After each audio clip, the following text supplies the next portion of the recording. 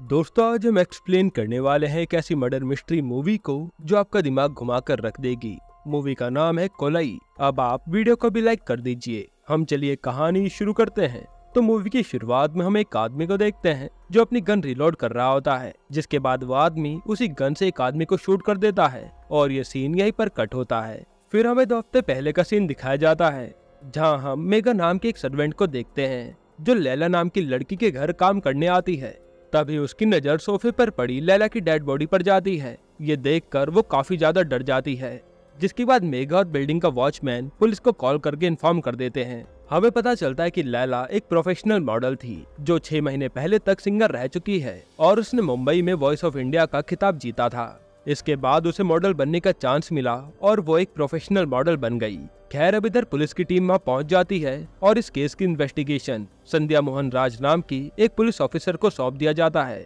DIG संध्या से इस case के बारे में पूछते हैं तो वो बताती है कि लैला के रूम की हालत देखकर लग रहा है कि उसका मर्डर चोरी के इरादे से किया गया है। साथ ही संध्या डीआईजी को ये भी बताती है कि लैला को आखिरी बार उसके बॉयफ्रेंड सतीश ने देखा था, जो जज लक्ष्मी देवी का पोता है। अब डीआईजी लक्ष्मी देवी का नाम सुनकर थोड़ा परेशान हो जाता है और संध्या से कहता है कि मामला थोड़ा नाजुक है, इसलिए थोड़ा संभल कर इन्वेस्टिगेशन करना। अब डीआईजी के 2 हफ्ते में ट्रांसफर भी होने वाला था, इसलिए डीआईजी संध्या को 2 हफ्ते के अंदर इस केस को सॉल्व करने के लिए कहते हैं। साथ ही इस केस में संध्या को वो विनायक से मदद लेने के लिए कहते हैं, क्योंकि संध्या ने हाल ही में पुलिस की नौकरी ज्वाइन की थी और ये उसका पहला केस था। इस पर संध्या डीआईजी से कहती है कि विनायक की हालत देखकर उसे नहीं लगता कि वो इस केस में उसकी मदद करेंगे। तब डीआईजी कहते हैं कि उसे कैसे भी कर मनाओ, वो मान जाएगा। अब इसके बाद हमें विनायक को दिखाया जाता है जो किसी भी केस को आसानी से सॉल्व कर लेता है और उसने अब तक 200 से ज्यादा केस सॉल्व किए हैं। संध्या ने भी पुलिस की ट्रेनिंग विनायक से ही ली थी। खैर, इसके बाद संध्या विनायक के पास आकर उसे बताती है कि उसे उसका पहला केस मिला है जो कि बहुत ही कॉम्प्लिकेटेड और हाई प्रोफाइल केस है, इसलिए वो इस केस में उसकी मदद मांगती है। लेकिन विनायक संध्या की मदद करने से मना कर देता है, जिसके बाद विनायक और संध्या हॉस्पिटल जाते हैं, जहां पर हमें पता चलता है कि विनायक की बेटी हॉस्पिटल में एडमिट है और वो कोमा में है। दरअसल कुछ महीने पहले विनायक अपनी बेटी को बाहर घुमाने के लिए ले गया था, लेकिन विनायक की बेटी का बाहर जाने का मन नहीं था। वो तो घर पर ही रहकर वॉइस ऑफ इंडिया का शो देखना चाहती थी, लेकिन फिर भी विनायक उसे अपने साथ बाहर ले आया। तभी रास्ते में इनकी कार का एक्सीडेंट हो जाता है, जिसमें विनायक की बेटी बुरी तरह से घायल हो जाती है और वो कोमा में चली जाती है। आज उसकी बेटी की जो हालत है वो इसका जिम्मेदार खुद को ही मानता है कि अगर वो उस दिन अपनी बेटी को साथ लेकर ना आया होता तो उसकी बेटी के साथ ऐसा कुछ भी ना होता। खैर, अब इसी बीच वहाँ पर विनायक की वाइफ आती है जो हॉस्पिटल लेट आने की वजह से विनायक पर गुस्सा कर रही होती है और यहाँ हमें इनकी बातों से पता चलता है कि ये दोनों अलग अलग रहते हैं। खैर, अब संध्या विनायक को लैला की केस की फाइल देकर चली जाती है कि आप एक बार इस केस को देखना जरूर। फिर दूसरे दिन संध्या अपने एक और ऑफिसर मंसूर के पास आती है और उसे इस केस के बारे में बताती है, जहाँ हमें पता चलता है कि लैला अनाथ थी और उसका इस दुनिया में कोई भी नहीं था और वो पिछले 2 महीनों से मद्रास में ही रह रही थी। संध्या ऑफिसर मंसूर से कहती है कि वो मिलकर इस केस को सॉल्व कर सकते हैं। तब मंसूर संध्या को ये केस बंद करने का एक सिंपल सा तरीका बताता है कि किसी भी पुराने क्रिमिनल को पकड़कर इस केस का इल्जाम उस पर लगा दो, जिससे ये केस जल्दी सॉल्व हो जाएगा। लेकिन संध्या ऐसा करने से मना कर देती है, क्योंकि वो किसी भी निर्दोष को सजा दिलवाना नहीं चाहती थी। इसी बीच वहाँ पर विनायक आता है और कहता है कि वो इस केस को सॉल्व करने में उसकी मदद करने के लिए तैयार है। ये सुनकर संध्या खुश हो जाती है, जिसके बाद संध्या विनायक को लैला के केस के बारे में बताती है,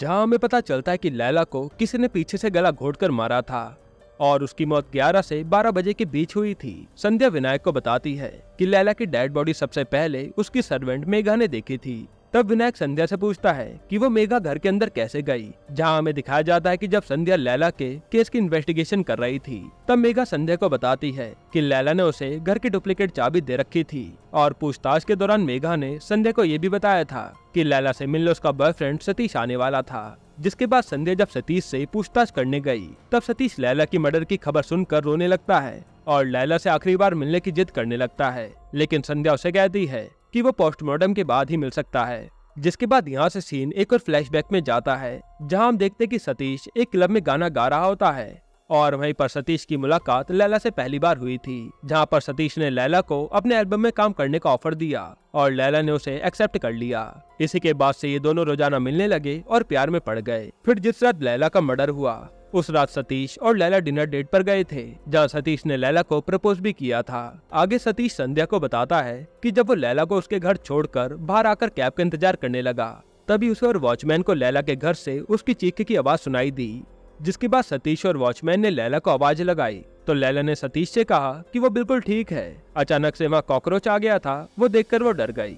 ये सुनकर सतीश वहाँ से चला जाता है। खैर पूछताछ के दौरान संध्या को ये भी पता चलता है कि लैला का एक अर्जुन नाम का फ्रेंड था, जो एक फैशन फोटोग्राफर था, और अर्जुन ने सतीश को लैला से मिलवाया था। अब जैसे संध्या सतीश से पूछताछ करके जाने लगी थी, तभी वहाँ पर सतीश की दादी जज लक्ष्मी देवी आकर संध्या को डांटती है और कहते कि अगली बार वो बिना परमिशन के यहाँ ना आए। जिसके बाद संध्या वहाँ से चली जाती है। अब प्रेजेंट डे में संध्या विनायक को वॉचमैन की रिकॉर्डिंग सुनाती है और कहानी फिर से फ्लैशबैक में जाती है, जहाँ सतीश की बात सच है या नहीं ये कंफर्म करने के लिए संध्या वॉचमैन से आकर पूछती है। तब वॉचमैन भी उसे यही सब बताता है जो सतीश ने संध्या से बताया था। साथ ही वॉचमैन ये भी बताता है कि सतीश के जाने के बाद लैला के अपार्टमेंट से किसी और आदमी की आवाज आ रही थी, लेकिन उसने किसी को ना तो जाते हुए देखा था और न ही आते हुए। और वॉचमैन फिर वहाँ के एक इमरजेंसी गेट के बारे में संध्या को बताता है कि उस गेट को सिर्फ अंदर से ही खोला जा सकता है, और अगर किसी ने उस गेट को खोलने की कोशिश की तो वहाँ एक अलार्म बज जाएगा। खैर अब कहानी फिर से प्रेजेंट में आती है, जहाँ सब सुनने के बाद विनायक और संध्या अपार्टमेंट आते हैं और वह मॉर्निंग की ड्यूटी कर रहे वॉचमैन से पूछताछ करते हैं, जहाँ उन्हें पता चलता है कि लैला से मिलने अक्सर बबलू नाम का एक आदमी आया करता था। साथ ही हमें यहाँ पर यह भी पता चलता है कि लैला जिस अनाथालय में पली बड़ी थी, वहाँ बबलू की माँ ने ही लैला का ध्यान रखा था, और बबलू लैला से मिलने उस दिन भी आया था जिस रात लैला का मर्डर हुआ था। इसके बाद विनायक संध्या से बबलू के बारे में पूछता है। इस पर संध्या कहते कि बबलू यहाँ का नहीं है, उसकी तलाश जारी है। ये सुनकर वॉचमैन विनायक से कहता है कि लैला के सर्वेंट मेघा को बबलू के बारे में शायद पता होगा। खैर अब इसके बाद विनायक और संध्या इमरजेंसी गेट चेक करने आते हैं, जहाँ इमरजेंसी गेट खोलने पर बेल बजने लगती है। फिर विनायक और संध्या लैला के अपार्टमेंट में जाते हैं, जहाँ विनायक संध्या से पूछता है कि लैला का मर्डर किस वजह से हुआ होगा, तुम्हें क्या लगता है। तब संध्या कहती है कि शायद लैला का मर्डर चोरी के मकसद से हुआ होगा, क्योंकि लॉकर टूटा हुआ था और पूरा खाली था। तब विनायक गैस करता है कि उस रात अपार्टमेंट में एक नहीं बल्कि दो लोग थे, एक चोरी के मकसद से आया था और दूसरा मर्डर के मकसद से। किलर ने जानबूझकर चोरी का सेटअप उन्हें गुमराह करने के लिए किया था, और लैला के मर्डर के टाइम वो चोर अलमीरा में छुपकर बैठा हुआ था, जिसने ये मर्डर होते हुए देखा था। लेकिन किलर को उस चोर के बारे में पता नहीं चला, इसलिए उस किलर ने अलमीरा को खोलने की कोशिश भी की, लेकिन वो अंदर से लॉक थी, और किलर के जाने के बाद वो चोर अलमीरा से निकलकर पैसे लेकर वहाँ से भाग गया। खैर अब विनायक संध्या को अलमीरा के फिंगरप्रिंट लेकर क्रिमिनल डाटाबेस भेजने को कहता है कि अगर उस चोर का कोई रिकॉर्ड होगा तो उस चोर के जरिए हमें उस किलर का पता चल जाएगा। खैर अब इसके बाद विनायक और संध्या लैला की सर्वेंट मेघा को बुलाकर उससे पूछताछ करते हैं कि कल उसकी ड्यूटी होने के बाद लैला के अपार्टमेंट में उसके अलावा और कौन था। तब मेघा कहते हैं कि उसके अलावा अपार्टमेंट में कोई नहीं था, मैंने जाने से पहले सब चेक किया था। फिर विनायक मेघा से अलमारी के बारे में पूछता है। इस पर मेघा कहती है कि उसने वो अलमारी भी चेक की थी और लैला मैडम के लिए एक ड्रेस निकालकर प्रेस भी की थी। विनायक मेघा से पूछता है कि अलमारी की चाबी उस रात अंदर की तरफ थी या बाहर की तरफ। इस पर मेघा कहती चाबी बाहर की तरफ थी। अब लैला के अपार्टमेंट में विनायक डॉग फूड को देखकर मेघा से पूछता है कि यहाँ डॉग किसके पास है। तब मेघा बताती है विनोद नाम के एक लड़के के पास, जो दिमाग से थोड़ा कमजोर है और वो मैडम के बगल वाले फ्लैट में रहता है। खैर अब विनायक संध्या को अर्जुन के बारे में इंफॉर्मेशन निकालने को कहता है, जहाँ संध्या को एक मॉडल से अर्जुन के बारे में पता चलता है कि अर्जुन की प्रोमिला नाम की एक गर्लफ्रेंड थी, जिसको अर्जुन ने बहुत मारा था, लेकिन उसने डर के मारे पुलिस में कंप्लेन नहीं की, क्योंकि अर्जुन की इंडस्ट्री में बहुत चलती है, इसलिए उससे कोई पंगा नहीं लेता। हालांकि ये जानते हुए भी लैला ने अर्जुन से 3 दिन पहले झगड़ा किया था। दरअसल अर्जुन एक बड़े पॉलिटिशियन की बेटी से शादी करने वाला था, और लैला अर्जुन के ऑफिस में आकर उसे धमकी देती है कि अगर उसने शादी नहीं तोड़ी तो वो प्रोमिला को जाकर उसकी शादी के बारे में बता देगी, क्योंकि अर्जुन प्रोमिला को धोखा दे रहा था। खैर अब उसके बाद विनायक और संध्या अर्जुन से मिलते हैं, जहाँ विनायक की नजर अर्जुन के टूटे हुए हाथ पर जाती है। इस पर अर्जुन कहता है कि वो गिर गया था, जिसकी वजह से उसका हाथ टूट गया। अब संध्या अर्जुन से प्रोमिला के बारे में पूछती है और अर्जुन बताना शुरू करता है। दरअसल प्रोमिला एक ड्रग एडिक्ट थी, और जब एक दिन अर्जुन ने उसे रोकने की कोशिश की तो प्रोमिला ने अर्जुन को ही धक्का दे दिया, जिसके बाद अर्जुन ने भी गुस्से में आकर उसे धक्का दिया और उसे टेबल से चोट लग गई। खैर इसके बाद विनायक अर्जुन से पूछता है कि जिस दिन लैला का मर्डर हुआ था उस वक्त वो कहाँ था। अर्जुन कहता है कि मैं स्टूडियो में था, तब विनायक अर्जुन को उसकी सीसीटीवी फुटेज की एक फोटो दिखाता है और कहता है कि 10:53 पर उसे लैला का टेक्स्ट मैसेज आया था। ये सुनकर अर्जुन विनायक को एक सच बताता है कि लैला ने ही मुझे मैसेज करके बुलाया था, लेकिन उसने मुझे इमरजेंसी गेट से आने को कहा था और जब वो वहाँ गया तो इमरजेंसी गेट लॉक था। जिसके बाद मैंने लैला को कॉल किया तो उसे किसी आदमी की आवाज सुनाई दी थी। तब संध्या अर्जुन से कहती है कि उसकी कॉल रिकॉर्ड्स तो कैंसिल बता रहे हैं। इस पर अर्जुन कहता है कि उसे इस बारे में कुछ भी नहीं पता कि ये कैसे हुआ। ये सुनकर विनायक समझ जाता है कि अर्जुन उनसे झूठ बोल रहा है। खैर इसके बाद विनायक और संध्या पूछताछ करने के लिए अर्जुन के पास जाते हैं, जिसके बाद हमें मूवी में फ्लैशबैक दिखाया जाता है जहां हम देखते हैं कि विनोद और लैला की मुलाकात एक रोड पर हुई थी और लैला ने विनोद का एक्सीडेंट होने से बचाया था। तब से विनोद और लैला काफी अच्छे दोस्त बन गए थे। खैर अब कहानी प्रेजेंट में आती है जहां हम देखते हैं कि संध्या लैला के बारे में विनोद से पूछताछ करती है तो विनोद बताता है कि लैला उसकी बेस्ट फ्रेंड थी। संध्या कहती कि बेस्ट फ्रेंड तो एक दूसरे से सारे सीक्रेट बताते हैं, तो लैला ने तुम्हें अपना कोई सीक्रेट बताया था क्या? तब विनोद बताता है कि एक दिन जब वो दोनों बातें कर रहे थे तब लैला ने उसे सतीश के बारे में बताया था कि वो बहुत ही अच्छा लड़का है, लेकिन पता नहीं उसे अचानक से क्या हो जाता है, वो बहुत ही अजीब सी हरकतें करने लगता है। दरअसल एक दिन जब लैला अपने हाथ में टैटू बनवा कर सतीश को दिखा रही थी तब सतीश उस टैटू को देखकर अजीब सी हरकतें करने लगा था और वो किसी यामिनी का नाम लिए जा रहा था। ये देखकर लैला काफी डर गई थी। आगे विनोद संध्या को बताता है कि उसे पता है कि लैला को किसने मारा है, जिसके बाद विनोद विनायक और संध्या को अपने रूम में लेकर आता है जहां हम देखते कि विनोद एक कंप्यूटर जीनियस होता है। वो किसी का भी कंप्यूटर मोबाइल हैक कर सकता था। जिसके बाद विनोद अपने कंप्यूटर से आदित्य कौशिक नाम के एक आदमी की फोटो दिखाता है जो मुंबई में रहता है। अब हमें 6 महीने पहले का सीन दिखाया जाता है जब लैला अपनी सिंगिंग के लिए मुंबई गई थी। तब वहाँ उसकी मुलाकात आदित्य कौशिक से हुई थी जो मॉडलिंग कंपनी का एजेंट था। वहाँ आदित्य कौशिक लैला को मॉडल बनने का ऑफर देता है और उसे अपनी मॉडलिंग कंपनी का कार्ड भी देता है। इसके अगले दिन लैला उसी कंपनी में चली जाती है जहाँ वो एक औरत से मिलती है जो बहुत बड़ी मॉडल कंपनी चलाती थी। तब वो औरत लैला को एज ए मॉडल सेलेक्ट कर लेती है और देखते देखते लैला एक बहुत बड़ी मॉडल बन जाती है। अब बहुत ही कम समय में लैला का इतना नाम हो गया था। इसी बीच लैला को एक दिन बहुत बड़ा मॉडलिंग का कॉन्ट्रैक्ट मिलता है जहाँ आदित्य कौशिक लैला को कॉन्ट्रैक्ट साइन करने के लिए एक होटल में बुलाता है। फिर आदित्य उसे कहता है कि उसे ये बड़ा कॉन्ट्रैक्ट तभी मिलेगा जब वो उसके साथ सोएगी। ये सुनकर लैला को बहुत गुस्सा आता है और वो कॉन्ट्रैक्ट साइन किए बिना वहाँ से चली जाती है। खैर अब प्रेजेंट में विनायक एक बलराम नाम के आदमी को बुलाकर लैला के केस के बारे में बताता है और उसे यामिनी के बारे में पता लगाने के लिए कहता है। वहीं दूसरी तरफ विनोद अपने कमरे में बैठकर ये सारी चीजें देख रहा होता है। खैर अब इधर हम अर्जुन को देखते हैं जिसके पास एक अनजान आदमी का कॉल आता है जो उसे कहता है कि उसे उसके बारे में सब पता है कि उसने लैला का मर्डर किया है और वो आदमी अर्जुन को ब्लैकमेल करता है कि अगर उसने उसे पैसे नहीं दिए तो वो पुलिस को जाकर सब बता देगा। अब इधर विनायक आदित्य कौशिक से मिलने मुंबई आता है और उसे एक सीसीटीवी फुटेज दिखाकर कहता है कि जब लैला का मर्डर हुआ था तो वो लैला के अपार्टमेंट में ही था जहां वो पीछे के दरवाजे से निकल रहा होता है। ये सुनकर आदित्य विनायक को वही सब बताता है जो विनोद ने बताया था कि वो मॉडल कैसे बनी। बस वो आखिरी में बताता है कि जब मैंने एक दिन लैला को एक कॉन्ट्रैक्ट साइन करने के लिए अपने होटल में बुलाया तो वो कॉन्ट्रैक्ट साइन किए बिना ही वहाँ से चली गई। इसके बाद आदित्य की बॉस उस पर काफी गुस्सा होती हैं और उसे उस कॉन्ट्रैक्ट पर लैला के साइन लाने के लिए कहती हैं। जिसके बाद आदित्य लैला को ढूंढते हुए मद्रास आया जहाँ उसकी मुलाकात बबलू से हुई और लैला को ढूंढने में बबलू ने ही आदित्य की मदद की थी। इसके बाद बबलू ने उसे पीछे के दरवाजे से लैला के अपार्टमेंट में बुलाया था और बबलू ने लैला के अपार्टमेंट का मेन डोर खुला रखा था। फिर जैसे वो अंदर गया तो देखा कि लैला पहले से ही मरी हुई है। तभी सुनकर विनायक आदित्य से कहता है कि उसने इस बारे में पुलिस को इन्फॉर्म क्यों नहीं किया। इस पर आदित्य कहता है कि वो काफी डर गया था इसलिए उसने पुलिस को कुछ भी नहीं बताया। जिसके बाद विनायक ये सब सुनकर वहाँ से चला जाता है। इधर संध्या और उसकी टीम बबलू की तलाश में लग जाती है और यहाँ बबलू आदित्य कौशिक को कॉल करके कहता है कि उसे पता है कि लैला को उसने ही मारा है। साथ ही वो उसे धमकाता है कि अगर उसने उसे पैसे नहीं दिए तो वो पुलिस को जाकर सब बता देगा। और हमें पता चलता है कि अर्जुन को भी बबलू ने ही कॉल करके धमकाया था। हालांकि अब आदित्य कंपनी के दबाव, ब्लैकमेलिंग और लैला के खून में फंस न जाए, इन सब के डर से खुद को गोली मारकर सुसाइड कर लेता है। इधर हम विनायक की बेटी को हॉस्पिटल में देखते हैं जिसकी अब डेथ हो गई थी। इस वजह से विनायक पूरी तरह टूट जाता है।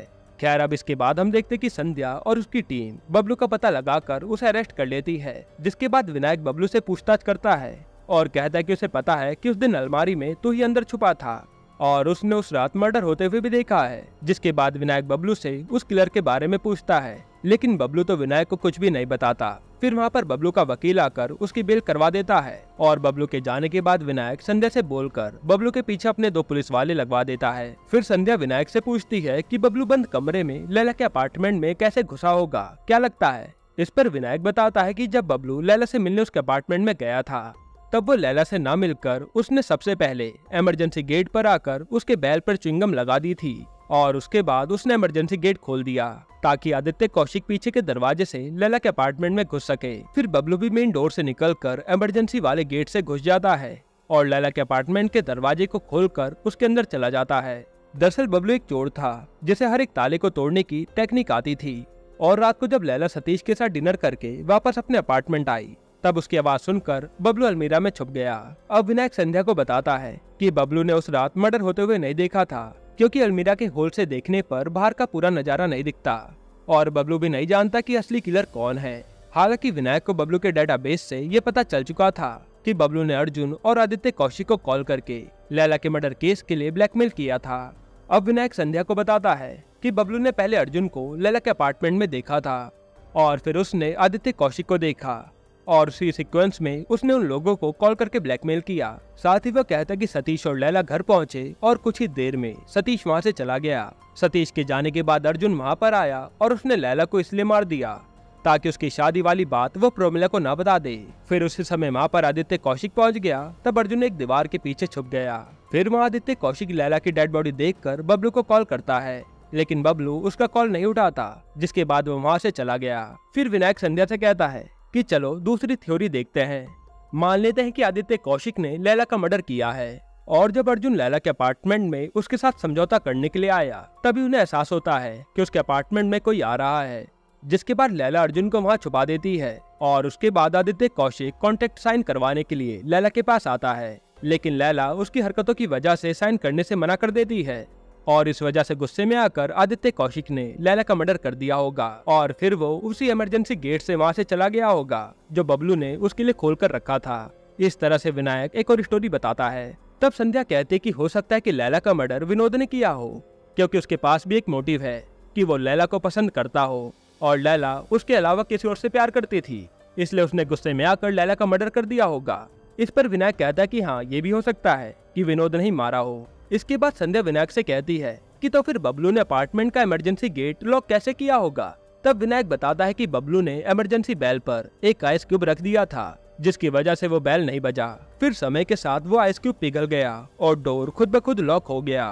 फिर विनायक कहता है कि उसने यामिनी के बारे में पता लगाया था जहाँ उसे पता चला कि यामिनी का 12 साल पहले मर्डर हुआ था और उसे लगता है कि यामिनी का केस लैला के केस से जुड़ा हुआ है। अब इधर हम देखते कि बबलू पर पुलिस वाले नजर रखे हुए हैं। ये बात बबलू को पता चल जाती है और वो उन्हें चकमा देकर उनकी नजरों से बचकर निकल जाता है। इसके बाद बबलू वॉशरूम आता है जहाँ पर एक आदमी पैसे देने के बहाने से उसके पास आकर उसे मार डालता है। दूसरी तरफ सतीश विनायक के पास आकर अंतिम संस्कार करने के लिए लैला की डेड बॉडी मांगता है क्योंकि लैला की इस दुनिया में उसके अलावा कोई नहीं था। साथ ही सतीश लैला के अपार्टमेंट में जाने की परमिशन भी मांगता है और उनसे कहता है कि लैला ने उसके लिए गिटार पिक करके रखा हुआ था जो लैला उसे गिफ्ट देने वाली थी, लेकिन विनायक सतीश को लैला के अपार्टमेंट में जाने की परमिशन नहीं देता। तभी विनायक सतीश से यामिनी के बारे में पूछता है। इस पर सतीश कहता है कि वो किसी यामिनी को नहीं जानता। ये बोलकर वो वहाँ से चले जाता है। इधर पुलिस को बबलू के बारे में पता चलता है, जिसके बाद वहाँ पर फॉरेंसिक वाले आकर जांच करते हैं और इधर विनायक लैला के अपार्टमेंट पहुँचता है जहाँ उसे एक पेन ड्राइव मिलती है और उसके अंदर का डाटा देखकर विनायक को सब समझ आ जाता है कि लैला का मर्डर किसने किया होगा। अब हम दूसरी तरफ देखते हैं कि अर्जुन ने सुसाइड कर लिया है और उसने मिरर पर लिखा था आई डिड इट, यानी कि लैला का मर्डर उसने ही किया है। जिसके बाद ऑफिसर मंसूर लैला का केस क्लोज कर देते हैं कि अर्जुन ने लैला को मार दिया और फिर गिल्ट में आकर सुसाइड कर लिया। खैर इधर विनायक सतीश के घर आता है और उसे वो पेन ड्राइव दिखाकर कहता है कि यही एक चीज को लेने के लिए तुम लैला के घर जाने की जिद कर रहे थे ना। दरअसल उस दिन हुआ ये था कि जब सतीश और लैला डिनर करके वापस आए थे तब उसी समय सतीश ने लैला को मार दिया था। जिसके बाद सतीश ने पेन ड्राइव को टीवी से कनेक्ट कर दिया जिसमें लैला की वॉइस थी और वो कह रही होती है कि वो बिल्कुल ठीक है। वो एक कॉकरोच को देखकर डर गई थी और सतीश ने ये सिर्फ वॉचमैन को यकीन दिलाने के लिए किया था ताकि सबको यही लगे कि जब सतीश लैला के अपार्टमेंट से बाहर आया तब तक लैला जिंदा थी। खैर लैला का मर्डर करने के बाद सतीश ने पूरे घर को ऐसे बिखरा दिया कि जैसे सबको लगे कि चोरी हुई है और चोर ने ही लैला का मर्डर किया है। उसके बाद सतीश ने लैला के फोन से अर्जुन को मैसेज करके उसे इमरजेंसी गेट से अंदर आने के लिए कहा था। जिसके बाद सतीश लैला के अपार्टमेंट से बाहर आया तो उसने देखा कि इमरजेंसी गेट पहले से ही खुला हुआ है और ये देखकर उसे शक हुआ कि लैला के अपार्टमेंट में कोई तीसरा भी मौजूद था। और यही जानने के लिए सतीश पुलिस के पास आया था, जहां उसे बबलू के बारे में पता चलता है कि उस रात वो लैला के अपार्टमेंट में था। अब ये जानकर सतीश डर जाता है कि कहीं बबलू ने उसे लैला का मर्डर करते हुए तो नहीं देख लिया। इसी के बाद सतीश ने बबलू को मार डाला और फिर सतीश ने अर्जुन को भी मार दिया। फिर पुलिस को गुमराह करने के लिए मिरर में लिख दिया कि अर्जुन ने लैला को मारा है, ताकि सबको लगे कि अर्जुन ने गिल्ट में आकर सुसाइड कर लिया और ये केस क्लोज हो जाए। अब सारी सच्चाई सामने लाने के बाद विनायक सतीश से पूछता है कि यामिनी और लैला में कनेक्शन क्या है, जहाँ सतीश सारी सच्चाई बताता है। दरअसल यामिनी सतीश की छोटी बहन थी। बचपन में यामिनी और सतीश खेल रहे होते हैं, तब यामिनी एक बक्से में जाकर छुप जाती है, लेकिन ज्यादा अंधेरा होने की वजह से यामिनी को डर लगने लगता है और वो सतीश को बक्सा खोलने के लिए कहती है। लेकिन सतीश तो उस बक्से को पूरा ही लॉक कर देता है, क्योंकि सतीश को उसकी बहन की रोती हुई आवाज सुनकर अच्छा लग रहा था, इसलिए सतीश उसका बक्सा नहीं खोलता। और ठीक 12 घंटे बाद सतीश की बहन यामिनी की दम घुटने की वजह से मौत हो जाती है और उस समय से ही यामिनी की आवाज सतीश के कानों में गूंजने लगी और उसे ये अच्छा लगने लगा। लेकिन उस आवाज को लैला ने अपनी आवाज से रोक दिया और लैला की वजह से ही सतीश को यामिनी की आवाज सुनाई देना बंद हो गई। साथ ही लैला सतीश से बार बार यामिनी के बारे में पूछने लगी थी और यहाँ सतीश को यामिनी की आवाज पूरी सुनाई देना ही बंद हो गई थी। फिर सतीश कहता है कि यामिनी ने उसे एक दिन लैला को मारने के लिए कहा, जिसके बाद उसने मौका देखकर लैला को मार डाला। अब ये सब सुनकर विनायक को यकीन हो जाता है कि सतीश पूरी तरह से पागल हो चुका है और यही बात विनोद को हैकिंग के जरिए पता चल जाती है कि लैला का मर्डर सतीश ने किया है। जिसके बाद विनोद सतीश को कॉल करके एक सुनसान जगह पर बुलाता है और उसे गोली मार देता है। ये वही सीन था जो हमने मूवी की शुरुआत में देखा था। अब इसके बाद विनोद भी सुसाइड कर लेता है, क्योंकि वो लैला के बिना इस दुनिया में रहना नहीं चाहता था, क्योंकि लैला ही थी जो उसे अच्छे से समझती थी। इसके बाद वहाँ पर पुलिस आ जाती है। फिर हम देखते कि विनायक की बेटी की आत्मा और लैला की आत्मा एक साथ कहीं जा रही होती है। यहीं पर ये मूवी एंड होती है। दोस्तों, आपको ये मर्डर मिस्ट्री मूवी कैसी लगी हमें कमेंट में जरूर बताइएगा। और इसके अलावा आप कौन सी मूवी का एक्सप्लेनेशन देखना चाहते हैं वो भी कमेंट कीजिएगा। बाकी अगर आपको हाल ही में आई एक कमाल की मर्डर मिस्ट्री मूवी देखनी है तो आप ये वीडियो देख लीजिए।